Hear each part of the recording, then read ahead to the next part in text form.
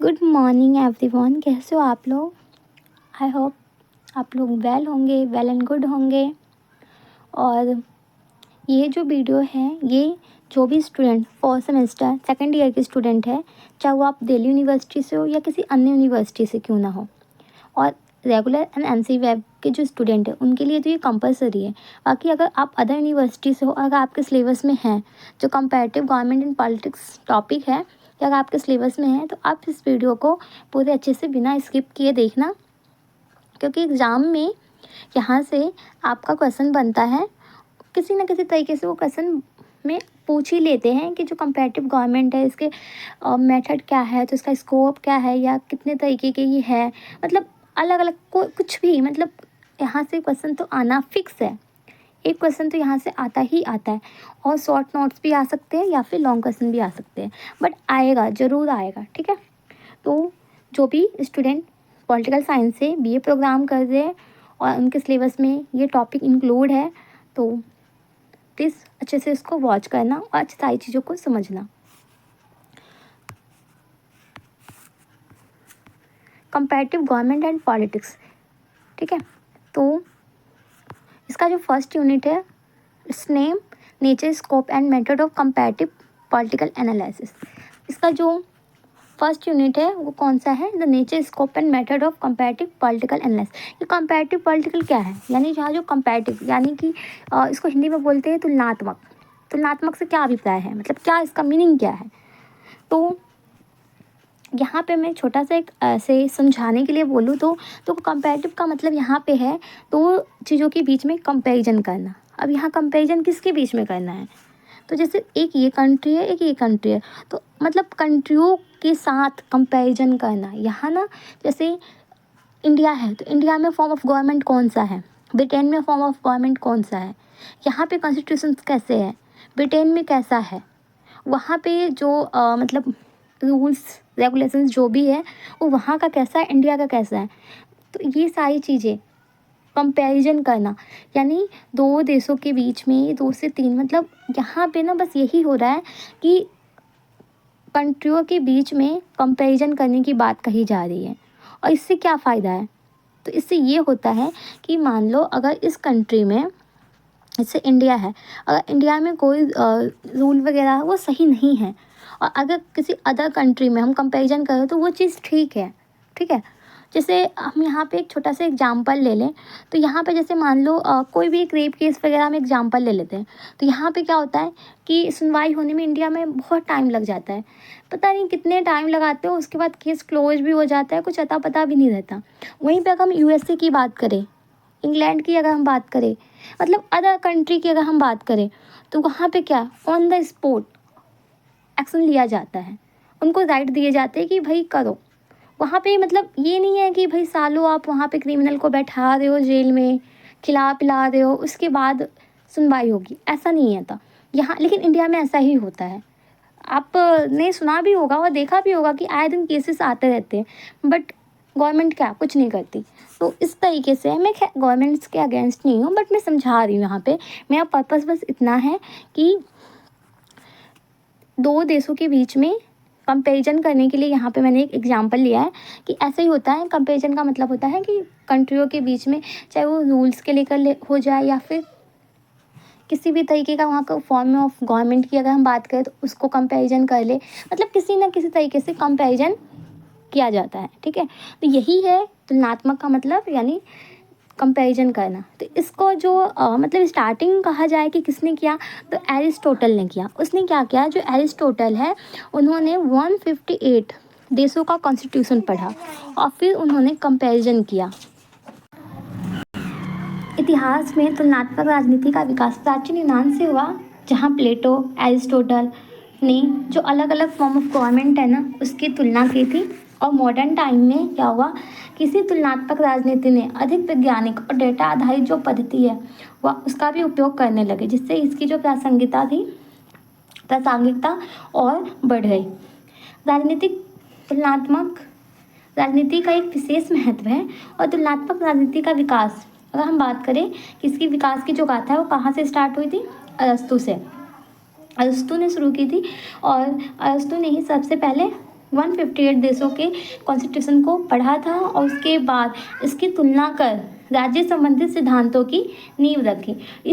इसी तुलना से कई विचारों ने सोचा कि कौन सी व्यवस्था किस समाज में होना चाहिए। उनकी इसी बात का विश्वास करके तुलनात्मक राजनीति का विकास किया गया। तो देखो, कंपैरेटिव पॉलिटिक्स से पहले ना हमें ना राजनीति को समझना होगा, यानी कि पॉलिटिकल को समझना होगा कि पॉलिटिकल क्या है। जो पॉलिटिक्स है, ठीक है, वो क्या है, राजनीति क्या है।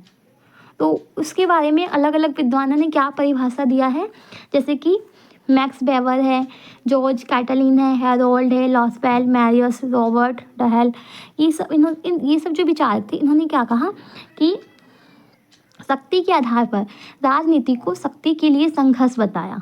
इसने राजनीति को ही शक्ति के लिए संघर्ष बताया। वहीं जो मैक्स वेबर है, उन्होंने क्या बताया कि जो राजनीति है, मैक्स वेबर ने राजनीति को उन लोगों को प्रभावित करने की कला बताया जिनके हाथ में सत्ता नहीं है। तो ये राजनीति की परिभाषा बताई जा रही है कि मैक्स वेबर ने क्या कहा कि जो राजनीति है ये उन्हीं लोगों को प्रभावित करती है, उन्हीं लोगों को प्रभावित करने की कला है जिनके हाथ में क्या है, सत्ता है। फिर वहीं पे डेविड स्टर्न क्या बोलते हैं कि डेविड स्टर्न है, उन्होंने राजनीति को विनिश्चय बताया। उन्होंने क्या बोला कि जो राजनीति है, राजनीति को विनिश्चय निर्माण से जोड़ा। उनके अनुसार ये था कि राजनीति है ऐसे संबंधों के समूहों से है जिसके द्वारा सार्वजनिक निर्णय लिए जाते हैं और सार्वजनिक नीतियों का निर्माण किया जाता है। यानी कि जो भी यहाँ पे सार्वजनिक यानी कि पब्लिक के हित में जो भी नीति निर्माण होता है ना, उसके जो डिसीजंस होते हैं वो लिए जाते हैं। तो जो डेविड स्टर्न है, उनके द्वारा तो ये डेफिनेशन दिया गया। इसके साथ ही अब हम बात करते हैं जो कंपैरेटिव पॉलिटिकल है, यानी जो तुलनात्मक राजनीति है ना, उसका क्या डेफिनेशन है। तो महलर के अनुसार यही बोला गया कि जो राजनीति है, तुलनात्मक राजनीति है, उसमें हम तुलनात्मक अध्ययन करते हैं। जैसे कि हमारे यहाँ पे कौन कौन से विचार है, जैसे उदारवादी है या फिर मार्क्सवादी है, हमारे यहाँ के जो विचार है उनसे मिलते जुलते हैं कि नहीं मिलते हैं, ठीक है। वहाँ पे पार्टी सिस्टम कैसा है, हमारे यहाँ के गवर्नमेंट और वहाँ के गवर्नमेंट में क्या समानता है, क्या सिमिलरिटी है, क्या डिफरेंट है, ये सारी चीज़ें हम खोजने का प्रयास करते हैं। और यही सारी जो चीज़ें होती है ये कहाँ पे इंक्लूड है, ये तुलनात्मक अध्ययन के अंदर इंक्लूड है। इसी के साथ ही जो जॉन ब्लॉन्डेल थे, इनके अनुसार क्या था, जॉन ब्लॉन्डेल, ये तुलनात्मक राजनीति समकालीन विश्व में राष्ट्रीय सरकारों के प्रतिरूपों का अध्ययन है। तो इनके अनुसार तो यही कहा गया कि जो तुलनात्मक राजनीति है ये अभी समकालीन विश्व में राष्ट्रीय सरकारों के प्रतिरूपों का भी अध्ययन है। ऐसे ही एम.जी. स्मिथ है, इनके अनुसार ये बोला गया कि राजनीतिक संगठन के प्रकार, उनके गुणों, संबंधों, विभिन्नताओं और परिवर्तन के तरीकों का अध्ययन है। ऐसे ही कई अलग अलग जो स्कॉलर थे उन्होंने अपना डेफिनेशन दिया। फिर एंड में जो अरस्तु है, अरस्तु ने तुलनात्मक राजनीति में काफ़ी बदलाव किया और फिर उसके बाद जो हेरोडेटर थे उन्होंने भी काफ़ी भूमिका निभाई। फिर जब सेकेंड वर्ल्ड वॉर हुआ उसके बाद जो कंपैरेटिव पॉलिटिक्स थे इसमें काफ़ी ज़्यादा चेंजेस हुए और इसके केवल शासन के ढांचे का ही नहीं बल्कि यहाँ जो कंपैरेटिव पॉलिटिक्स थे ना उसके जो स्कोप थे, जो भी विषय क्षेत्र थे ना, उसको भी इसमें इंक्लूड किया गया। और इसमें जो जीन ब्लॉन्डेल थे इन्होंने इसके जो विषय क्षेत्र है इसको दो कारकों से जुदा बताया कि ये दो तरीके से ये जॉइंट है। एक तो इन्होंने बताया कि तुलनात्मक राजनीति का जो संबंध है वो सीमा संबंधी विवाद है। दूसरा ये बताया कि जो मानक व व्यवहार के आपसी संबंधों को लेकर विवाद है। अब ये सीमा संबंधी क्या होता है, तो सीमा संबंधी का मतलब ये था कि तुलनात्मक राजनीति का जो संबंध है वो जो राष्ट्रीय सरकार है ना उससे है और उसमें केवल सरकारी ढांचे को ही नहीं बल्कि सरकारी कार्यकलापों का भी होना चाहिए। यानी कि जो भी अंदर गवर्नमेंट है, किसी देश में कोई गवर्नमेंट है ना, तो उसके अंदर जो भी उसका स्ट्रक्चर है उससे ही नहीं बल्कि जो वहाँ पे एक्टिविटीज़ हो रही है, जो वहाँ पे कार्य कर रहे हैं, वो गवर्नमेंट कैसे रूल कर रही है वहाँ पे, इनको भी उसके अंदर इंक्लूड किया गया। इसके साथ ही मानव व्यवहार के संबंधों का विवाद, इसका मतलब क्या था कि मानवों कोई अभिव्यक्ति कानूनी प्रक्रिया व नियमों से होती है पर राजनीतिक व्यवहार से नहीं होती, कभी कभी इन्हीं कानूनों के प्रतिकूल आ जाता है और यही विवाद तुलनात्मक राजनीति के विवाद का रूप ले लेता है। अब हम बात करें वाई कंपेयर, हम कंपेयर क्यों करें और क्यों करना चाहिए हमें। तो एक रॉबर्ट डॉल ने एक स्टेटमेंट भी दिया। रॉबर्ट डॉल का क्या था स्टेटमेंट कि समकालीन राष्ट्रों के आर्थिक स्वरूप, सांस्कृतिक व ऐतिहासिक परंपराओं की तुलना की। इन्होंने ये सारी जो आर्थिक है, ठीक है, आर्थिक, सांस्कृतिक, ऐतिहासिक जो भी परंपरा थे इनकी इन्होंने कंपैरिजन किया और इन्होंने जो सरकारी संरचना थे ऐसी परिस्थितियों को खोजा। मतलब इसमें ना कहने का मतलब ये हम कंपैरिजन इसलिए करें क्योंकि अगर हम पिछला अपना अगर हिस्ट्री चेक करें, बैकग्राउंड में अगर हम देखें कि क्या क्या हुआ था और अभी कैसा हो रहा है, उन्होंने क्या गलती किया, हमने क्या गलती मतलब हमने क्या गलती इग्नोर करना है, उनकी गलतियों से हमें सीखना है, तो इसलिए हमें कंपैरिजन करना जरूरी है। तो तुलनात्मक राजनीति हमारे चारों ओर घटने वाले घटनाओं को व्यवस्थित और व्यवहारिक तरीके से समझने में मदद करती है। जो ये कंपैरेटिव पॉलिटिक्स है, ये जो भी हमारे आसपास जो भी इवेंट होते हैं, ठीक है, और कुछ भी अगर होता है तो हमें उस चीज़ों से हमें सीखने को मिलता है कि क्यों हुआ, कैसे हुआ और आगे मतलब इस चीज़ को रोकने के लिए हमें क्या क्या करना चाहिए। तो एक तरीके से ना कंपैरेटिव पॉलिटिक्स इसलिए भी ज़रूरी है कि अगर कुछ इवेंट्स वगैरह हो रहे तो हमें उससे पता चलता है। अगर हम मॉडर्निटी का एग्जाम्पल लें कि मॉडर्न कॉन्सेप्ट के जो एग्जाम्पल है वो कौन से, फासिज्म यानी फासीवाद।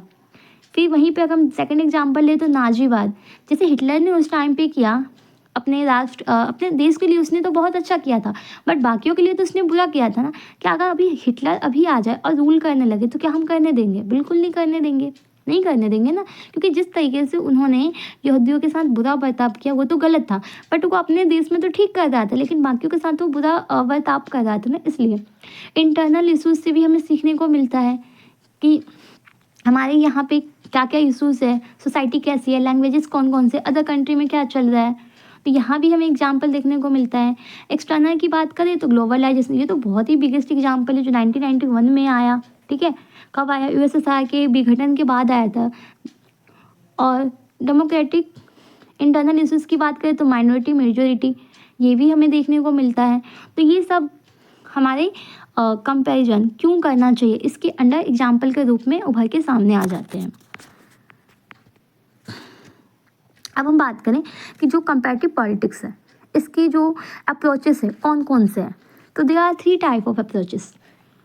पहला है इंस्टीट्यूशनलिज्म, जिसको संस्थावाद बोलते हैं, दूसरा है डेवलपमेंटलिज्म यानी विकासवाद, और तीसरा है न्यू इंस्टीट्यूशनलिज्म यानी नव संस्थावाद। अब ये होते क्या है, अब हम पहले बात करते हैं इंस्टीट्यूशनलिज्म यानी संस्थावाद। इसमें क्या होता है, इसमें ना फेडरल, पार्लियामेंटल, प्रेसिडेंशियल सिस्टम की बात किया जाता है। वहीं पे अगर हम पार्टी सिस्टम की बात करें तो फेडरल तो होगा, यूनिटरी भी हो जाता है, और जैसे भी पार्टी ग्रुप है उनकी बात की जाती है, वोटिंग कमिटीज़, इलेक्शंस, ये सारे इसके अंडर आ जाते हैं। यहीं पे साथ साथ इसमें ट्रेडिशनल पॉलिटिक्स की बात की जाती है जो वेस्टर्न सेंट्रिक है, और गवर्नर टेक्निक है, इसकी बात यहाँ पे करते हैं। वहीं पे विकासवाद यानी कि डेवलपमेंटलिज्म की बात करें तो ये किस पे फोकस करता है, focus on the theory of social changes, जो भी सामाजिक बदलाव के सिद्धांत है ना उस पे ये फोकस करता है, यानी कि जो बेसिक नीड है ना उसको ये फुलफिल करता है। इसके साथ ही जो भी पॉलिटिकल इकोनॉमिक है या फिर जो भी आपका यहाँ पे न्यू कंपैरेटिव पॉलिटिक्स है उसकी बात करता है। इसके साथ ही जितनी भी सोसाइटी डेवलप्ड होते हैं ना उसकी बात यहाँ पे की जाती है। इसके अलावा अगर हम बात करें नव संस्थावाद यानी न्यू इंस्टीट्यूशनलिज्म की, तो यहाँ पे दोनों यानी कि जो इंस्टीट्यूशनलिज्म है और डेवलपमेंटलिज्म है इन दोनों को यहाँ पे शामिल किया जाता है, इंक्लूड किया जाता है, ठीक है, यानी संस्थावाद और विकासवाद दोनों की यहाँ पे बात होती है। New institutionalism not only talked about the state but also change the presuppositions of the developmentalist, यानी यहाँ पे ये बोला गया है कि जो नव संस्थावाद है, न्यू इंस्टीट्यूशनलिज्म जो है वो न केवल राज्य की बात करता है बल्कि यहाँ पे जितने भी जो विकासवादी जो धारणाएं हैं ना उनमें भी चेंजेस करने की ये बात यहाँ पे करता है।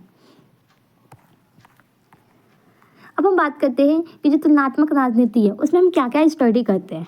तो इसमें हम अलग अलग कंट्रीज़ की जो राजनीतिक संस्था है, ठीक है, जो इंस्टीट्यूशंस है उसका हम अध्ययन करते हैं। विश्व के जो मुख्य कॉन्स्टिट्यूशंस है उसकी जो भी विशेषता है उसमें क्या क्या शक्तियाँ दी गई है, इन सब चीज़ों का भी हम अध्ययन करते हैं। क्यों करते हैं, ताकि हम कंपैरिजन कर सकें कि हमारे यहाँ पे जो है वो कैसा सिस्टम है और वहाँ अदर कंट्री में कैसा है। विभिन्न देशों में राजनीतिक संस्थाओं की शक्ति, मतलब जो भी वहाँ पे इंस्टीट्यूशंस है, जैसे हमारे यहाँ पे पार्लियामेंट है वहाँ पे भी है, तो वहाँ पे उनको क्या क्या पावर दी गई है, क्या क्या वहाँ पर टाइम पीरियड है, यहाँ क्या है, इन सब का भी हम अध्ययन करते हैं। संगठन शक्तियों का औपचारिक अध्ययन भी इसमें इंक्लूड है। राजनीतिक आदर्श, सिद्धांत तथा व्यवहारों का भी अध्ययन हम इसी में शामिल करते हैं।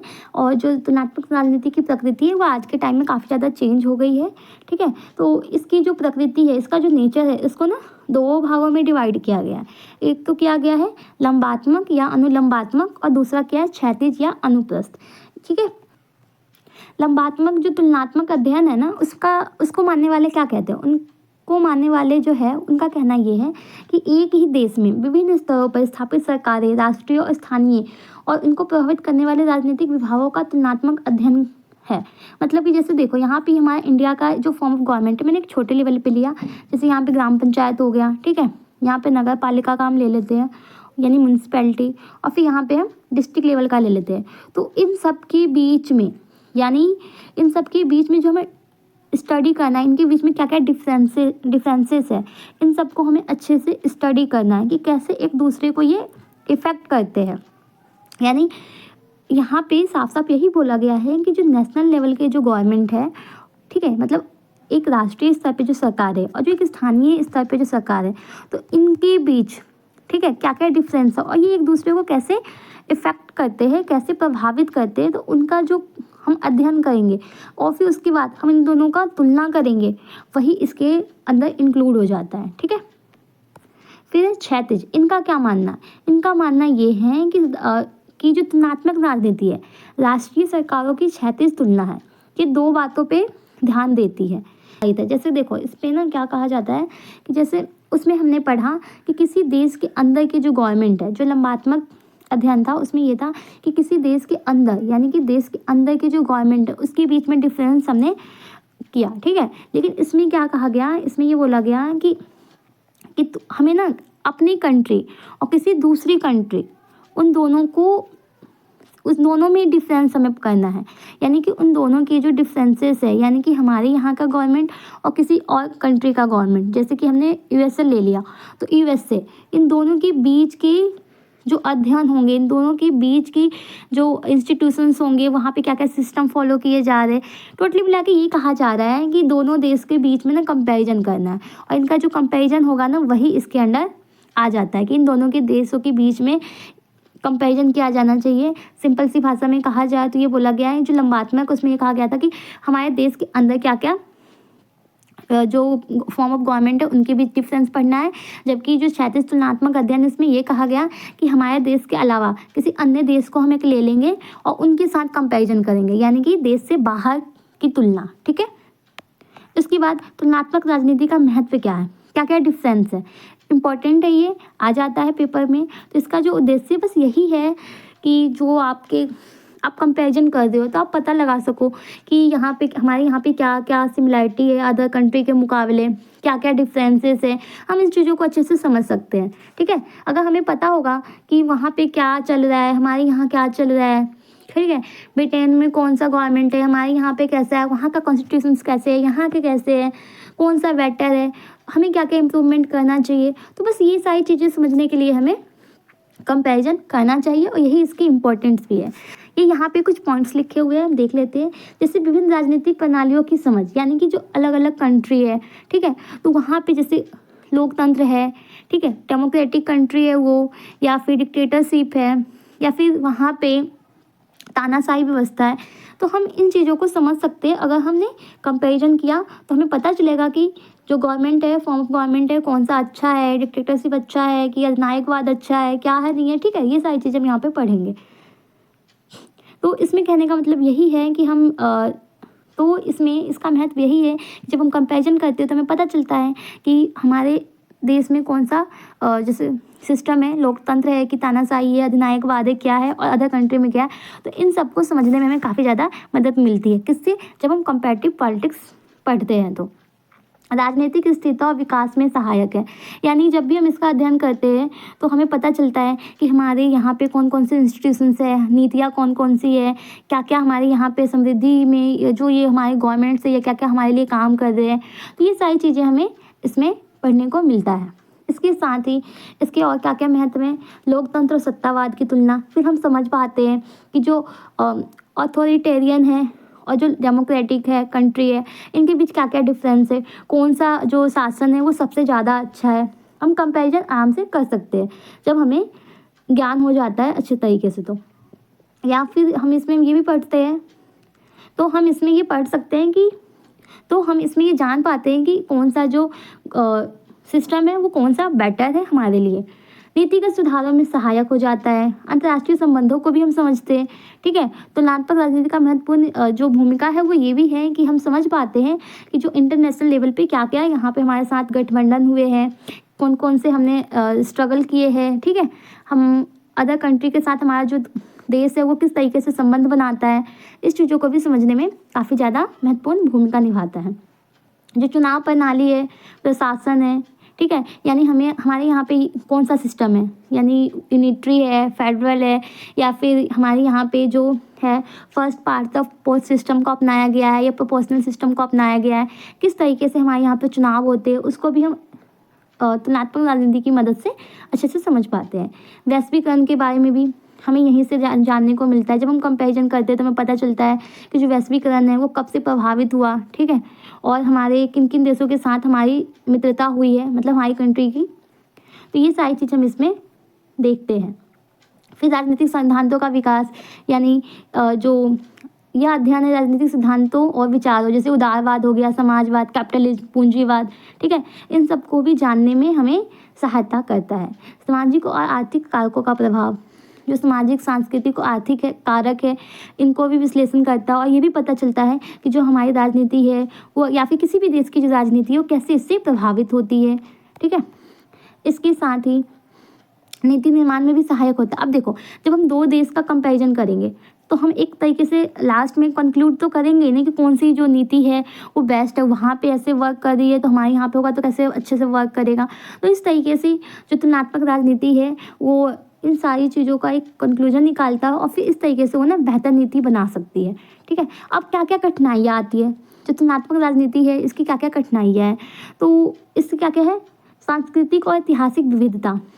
अब इसमें क्या होता है कि देखो, अब देखो हर एक कंट्री का ना अपना एक कल्चर होता है, अपना एक हिस्ट्री होता है, अपना उसका एक सामाजिक पृष्ठभूमि होता है। तो हम कंपैरिजन करके और फिर अपने देशों में भी वही चीज़ लागू करें तो वो तो पॉसिबल नहीं होगा। तो इसलिए कभी कभी क्या होता है कि जो कंपैरिजन करना वो काफ़ी ज़्यादा मुश्किल हो जाता है। तुलनात्मक डेटा की उपलब्धता, कभी कभी ये होता है कि जो हम कंपैरिजन करते हैं तो बाद में पता चलता है कि ये तो था ही नहीं।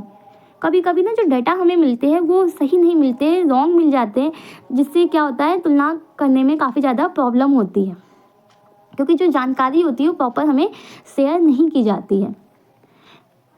भौगोलिक और आर्थिक असमानता, कभी कभी ये भी होता है कि जो भौगोलिक और आर्थिक परिस्थिति है वो डिफरेंट हो जाती है, क्योंकि सबका जो सभी कंट्री है सब एक जैसा तो नहीं हो सकता है। कोई क्या है विकासशील है, ठीक है, कोई विकसित है, कोई विकास कर ही रहा है अभी, तो सबकी तो स्थिति सेम नहीं होगी। तो हर देश में जो है इसका जो मॉडल है इसका सही इफेक्ट नहीं पड़ता, ठीक है, समान नहीं होता है। तो इसके कारण भी क्या होता है, तुलना करने में काफ़ी ज़्यादा प्रॉब्लम हो जाती है। राजनीतिक प्रणालियों का निरंतर परिवर्तन, इसका मतलब ये है कि राजनीतिक प्रणाली वो समय के साथ बदलती रहती है। जैसे किसी समय में किया गया अध्ययन कुछ वर्षों बाद हो सकता है वो अलग हो, ठीक है, चेंज भी तो होते रहते हैं सिस्टम काफ़ी ज़्यादा। जैसे कि अभी हम बात करें तो 2014 में कैसा हमारा इंडिया था और अभी 2025 में कैसा है, काफ़ी कुछ चेंजेस हो गए हैं, ठीक है। तो ये चीज़ें चेंजेस होते रहते हैं। बायस का प्रभाव, यानी कि जो अध्ययन करता है वो अपने व्यक्तिगत विचारिक या राष्ट्रीय पूर्वाग्रह के कारण तुलनात्मक राजनीति का निष्पक्ष अध्ययन नहीं कर सकते। हाँ, ये भी होता है कभी कभी जो अध्ययन करते हैं वो उसके पक्ष में बात करने, ठीक है, निष्कर्ष की विश्वसनीयता को प्रभावित कर सकती है। परिभाषा और मानकों में भिन्नता, यहाँ पे बोला गया है कि जो परिभाषा यानी डेफिनेशन है, देखो लोकतंत्र, स्वतंत्रता, मानवाधिकार, सब लोग अपना अलग अलग ओपिनियन दे देते हैं यहाँ पे। जैसे लोकतंत्र में ये भी कहा जाता है कि by the people, for the people, of the people. वहीं पे कहीं ये भी बोला जाता है कि जो लोकतंत्र है, लोकतांत्रिक शासन जो है वो लोकतांत्रिक शासन व्यवस्था में जनता के द्वारा जो चुने गए प्रतिनिधि है वही शासन करेंगे। तो ऐसा नहीं कि दोनों डेफिनेशन गलत है, ठीक है, तो सबका जो डेफिनेशन है अलग अलग हो जाता है। तो जिसके कारण क्या है कभी कभी ना इसका अध्ययन करना काफ़ी ज़्यादा कठिन हो जाता है। राजनीतिक स्थिरता, अस्थिरता, कुछ देशों में क्या होता है कि जो युद्ध है इसकी स्थिति बनी रहती है, तानाशाही शासन रहता है, सामाजिक अशांति हो जाता है। तो ये भी एक तरीके से यहाँ पे तुलनात्मक अध्ययन करने के लिए काफ़ी ज़्यादा कठिनाइयाँ उत्पन्न कर देता है। भाषा और संचार की बाधाएं। भाषा और संचार की बाधाएं हैं।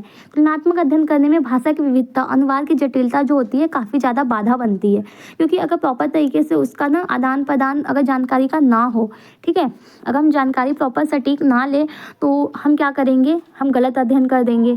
तो ये भी ज़्यादा एक इम्पोर्टेंट बन जाता है। कानूनी और संवैधानिक विभिन्नताएं।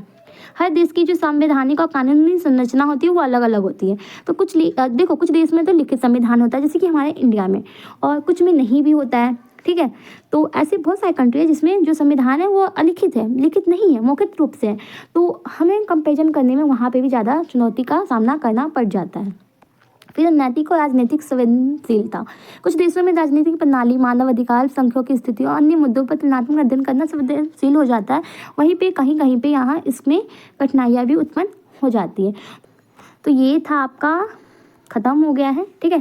तो ये आपका ख़त्म हो गया यूनिट 1, जो कंपैरेटिव पॉलिटिक्स का जो यूनिट 1 था वो कंप्लीट कर दिया है मैंने। और यहीं से क्वेश्चंस आते हैं, जैसे तुलनात्मक राजनीति की कठिनाइयाँ पूछ लेंगे, या फिर इसका महत्व पूछ लेंगे, ठीक है, या फिर विश्लेषण की जो प्रकृति है कौन कौन सी है, हम क्यों अध्ययन करते हैं, ये सारी चीज़ें मैंने यहाँ पे अच्छे से समझा दिया। इसके अप्रोचेस को भी पढ़ लेना, या अप्रोचेस पूछ लिए जाते हैं पेपर में, ठीक है।